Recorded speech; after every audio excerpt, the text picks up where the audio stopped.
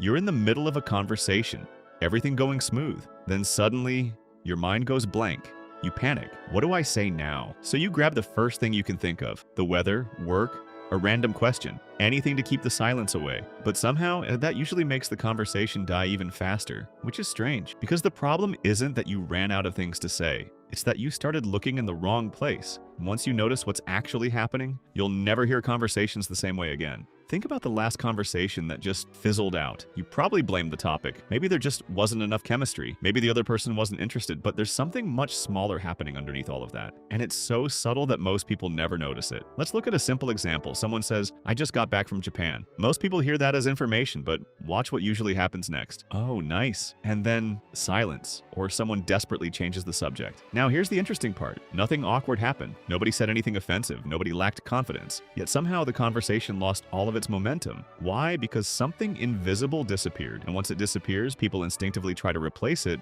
by starting over, which almost never works. Let's try another one. Someone says, "I just started going to the gym." Again, most people respond with, "Oh, nice." Technically, that's a perfectly polite response, but notice what it doesn't do. It doesn't give the conversation anywhere to go. It's like stepping onto a bridge and stopping halfway across. So what should happen instead? Not another topic, not a clever joke, not an impressive story, something much simpler. Instead of asking, "What should I say next?" ask, "What is this sentence inviting me into?" Because every sentence someone says creates a direction, not just information. A direction. Watch the same example again. "I just started going to the gym." Instead of ending it there, you stay inside that direction. "What made you start?" "I've been sitting too much lately." "When did you realize it had become a problem?" Now notice what's happening. Nobody is searching for new topics. The conversation is unfolding on its own, which leads to a surprising realization. People who seem effortlessly charismatic usually aren't thinking faster than everyone else.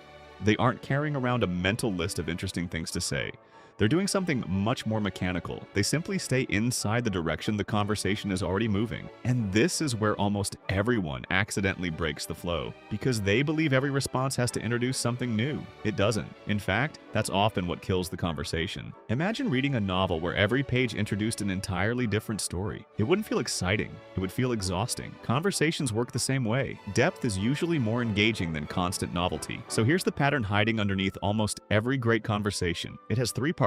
First, someone opens a direction. Then, you expand it instead of abandoning it. And only after you've explored it, do you naturally drift into the next direction. That's the loop, not restart. Expand, then gently redirect and repeat. Once you see this, you'll start noticing it everywhere. Friends who can talk for hours. Great interviewers. People everyone describes as easy to talk to. They're rarely performing. They're simply protecting the thread that's already there. And that's why the question changes. It stops being, "What do I say next?"